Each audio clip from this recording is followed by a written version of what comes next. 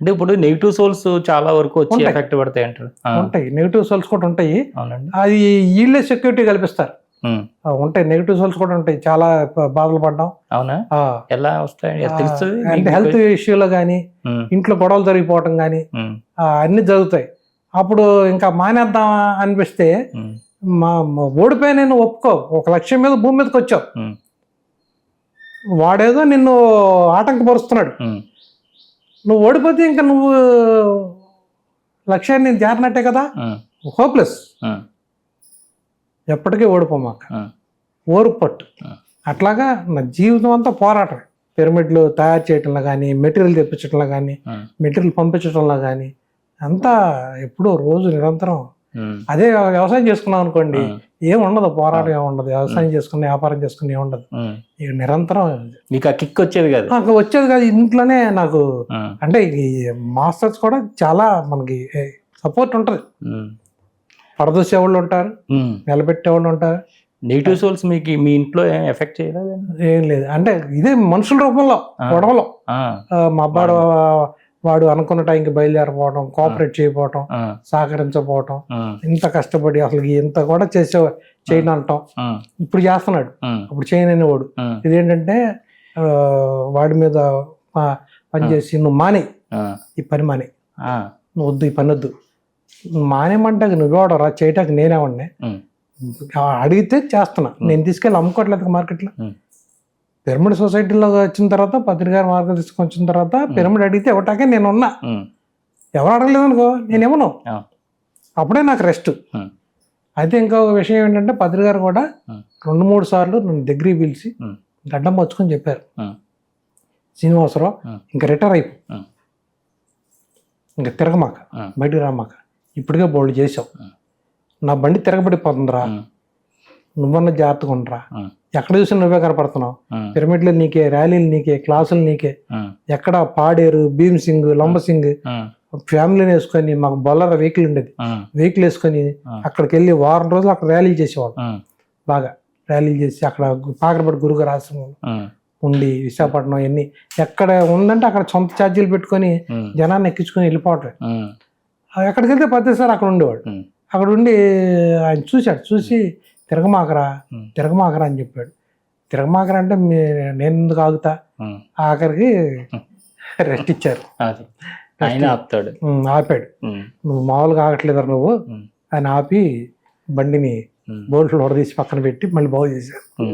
చెప్పారు అనమాట, ఇక నువ్వు పని చేయొద్దు, ఇక నీ రిమైనింగ్ బ్యాలెన్స్ జీవితం ఎంజాయ్ చేయటమే, పిరమిడ్లు కూడా చేయొద్దు. ఇప్పుడు సాధన మళ్ళా మొదలు పెట్టి, సాధన అంటే బాడీ సహకరించలేదు కదా, పడుకొని చేసుకుంటాం, పడుకొని శ్వాస మీద శ్వాస పెట్టుకుని తెల్లవారు నిద్రపోను సాధన జరుగుతూ ఉంటది. బాడీ కనుక కూర్చొని అంటే కాళ్ళ తిమ్మిర్లు మంటలు అవి కొద్దిగా ఉన్నాయి, అవి కనుక తగ్గితే, టాబ్లెట్లు ఏం లేవు, అవి తగ్గితే సాధన చేసుకోవాలి, బాడీని తయారు చేసుకోవాలి ఫుల్గా. అది సాధన. ఇప్పుడు దాకా వర్క్ చేసాం, ఇప్పటి నుంచి సాధన చేయాలి. ఇందాక మీరు అన్నారు చాలా మంది ఆ డిఎన్ఏని యాక్టివేట్ చేసుకున్నారు, అట్లా పత్రిజీ కూడా చేసుకున్నారు అంటే, అలా ఎలా చెప్తారు మీరు? మీకు ఎలా తెలుసు? ఆయన అమ్మో, ఆయన డిఎన్ఏ యాక్టివేషన్ లేకపోతే అంత తిరుగుడు ఎక్కడ తిరుగుతారని, అంతమందిని ఇన్ని పిరమిడ్లు కట్టించి ఇన్ని దేశాలు తిరిగి ఇన్ని కోట్ల మందిని కంట్రోల్ చేశారంటే ఎంత పవర్ ఉండాలి ఆయన దగ్గర. ఆ డిఎన్ఏ యాక్టివేషన్ ఆయన పవర్. డిఎన్ఏ యాక్టివేషన్ చాలా ఇదనమాట. మనిషిని ఒక ఇంట్లో ఒక పిల్లల్ని కంట్రోల్ చేయడం కష్టం కదండి, భార్యను కంట్రోల్ చేయడం, భర్తను కంట్రోల్ చేయడం కష్టం. అటువంటిది ఇంత పెద్ద మూమెంట్ని, ఇంత పెద్ద ప్రపంచాన్ని జేబులో రూపాయి లేకపోకుండా ఇన్ని పిరమిడ్లు కట్టించి, ఇంత శాతం మంది కట్టించి ఇంతమందిని వర్క్ చేపిస్తున్నారంటే ఎంత శక్తి ఉండాలి. మనం ప్రత్యక్షంగా చూసాం శక్తిని. ఇప్పుడు శివుడు, రాముడు, కృష్ణుడు అనుకునేవాళ్ళం, ప్రతిసారి ప్రాక్టికల్గా చూసాం. ఆయన చేసిన దాంట్లో 1% కూడా ఎవరు చేయలేరు సార్. ఏమన్నా చూపించారా మీకు? మిరాకిల్స్ ఎప్పుడైనా చూపించారా ఆయన? అన్ని ఇప్పుడు చెప్పినవన్నీ మిరాకిల్సే కదా. ఇప్పుడు చెప్పినవన్నీ మా ఇంటికి రావటం కానీ ప్రతిదీ మిరాకిలే, ప్రతిదీ మిరాకిలే. అందుకే నేను నమ్మను, నాకు అవసరం కూడా లేదు. జరిగితే ఆశ్చర్యపోవటమే, ఓహో ఇలా జరుగుద్దా అని. ఆయనే తాపత్రయపడతాడండి. అంటే ప్రతి మాస్టర్కి ఒక చిన్నపిల్లాడికి గనక తల్లి ఎలాగుండి చెయ్యి పట్టుకుని నడిపించుద్దో ఎంటైర్ పిరమిడ్ సొసైటీ మూవ్మెంట్లో ఉన్న మాస్టర్స్ అందరినీ కూడా ప్రతిసారి అలా చేపట్టుకుని నడిపిస్తాడు. అంటే మీకు అనిపించలేదండి ఇప్పుడు ఈ పనులు ఇన్ని చేస్తున్నప్పుడు, ఇన్ని రకాలుగా ఉన్నప్పుడు అసలు ఎందుకు ఇవన్నీ చేస్తున్నారు, వదిలేసిపోయి శుభ్రంగా ఏదైనా వ్యాపారం చేసుకుంటారు, మీకు ఏ క్షణంలో అనిపించలేదు? ఇది గొప్ప వర్క్ కదండి, ఇది గొప్ప వర్క్ కదా. ఇక డబ్బులు ముఖ్యం కాదు, గొప్ప వర్క్. ఎందుకంటే ఏమీ కాని నేను ఒక ఒక వ్యక్తికి ఒక పెయిన్ తగ్గించాను. నేను డాక్టర్ని కాదు, నేను సైంటిస్ట్ని కాదు. నా దగ్గర డాక్టర్ల సలహాకు వస్తున్నారు, నా దగ్గర కలెక్టర్ల సలహాకు వస్తున్నారు. నేను ఇవ్వకపోతే ఎలాగా? ఇంకెంతకన్నా వర్క్ ఏముంది సార్? ఒక ఇది కాదు ఇంకో పని చేస్తాను చేస్తే అక్కడ నేను డబ్బులు సంపాదిస్తాను. అయినా నేను పట్టుకెళ్ళను కదా, డబ్బులు సంపాదిస్తాను, నేను పట్టుకెళ్ళను కదా, ఎందుకు పనికిరావు కదా. కానీ ఒక మనిషిని నేను సేవ తీరాడు, అది గొప్ప సేవ. అవును అవును. పత్రిజీ గారితో ఇప్పుడు కాకుండా ఇంతకుముందు ఎప్పుడైనా కలిసారా? కలవలేదండి. ఈ జన్మలో కాకుండా ఈ జన్మలో కాకుండా ఇప్పుడు కలవలేదు. లేదండి. మీకు ఏమన్నా జరగబోయే ముందే తెలిసినాయండి? ధ్యానం కొన్ని తెలుస్తాయండి, కొన్ని తెలుస్తాయి, పట్టించుకోను. అది కాకపోతే ఇంట్లో చెప్తా ఉంటాను, ఇది పలానా ఇట్లా జరిగేటట్టు ఉందంటే అది జరుగుద్ది, ఒకసారి నాకు తెలిసింది అని చెప్తాను అనమాట. ఎప్పుడన్నా అట్లా జరుగుతుంది, సీరియస్గా తీసుకోండి. మీకు వచ్చే కష్టాలని, ఇబ్బందులు మీరు ఏ విధంగా చూస్తారు? కష్టాలు ఉన్నాయి సార్, అదంతా మైండ్ అనుకుంటున్నాను నేను ఎప్పుడు కూడా. ఈ స్పిరిచువాలిటీని ఎంత గౌరవిస్తానో ప్రాక్టికల్గా అంత గౌరవిస్తాను. కష్టాలు అనేవి మనం చూసే దృష్టిని బట్టి ఉంటాయి.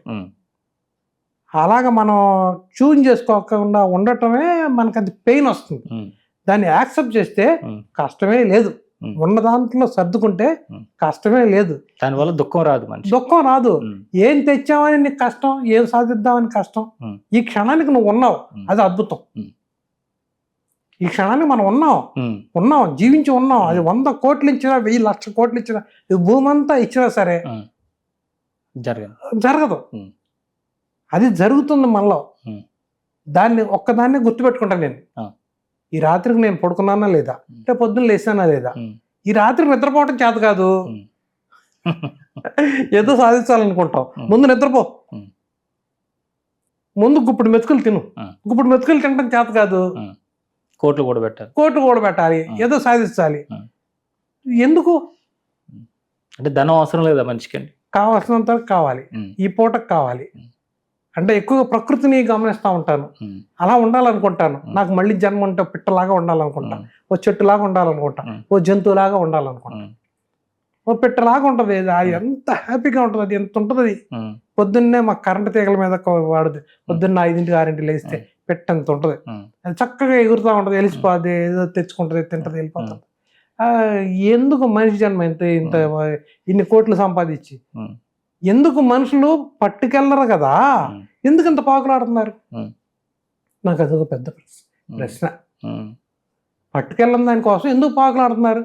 నీకు భగవంతుడు తింటాకిచ్చాడు, ఉంటాకిచ్చాడు, తిను, ఉండు, సర్వీస్ చెయ్యి, లైఫ్ని ఎంజాయ్ చెయ్యి, సుఖపడతాం అంటే ఆధ్యాత్మిక శరీరాన్ని.